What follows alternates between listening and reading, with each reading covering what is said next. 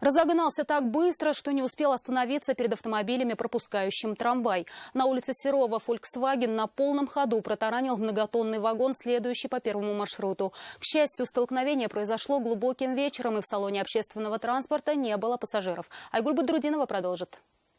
Здесь водитель Volkswagen кто-нибудь из вас есть, нет? В знакомстве с водителем Volkswagen никто из молодых людей не признался, хотя за 5 минут до этого вместе с владельцем иномарки оценивали ущерб.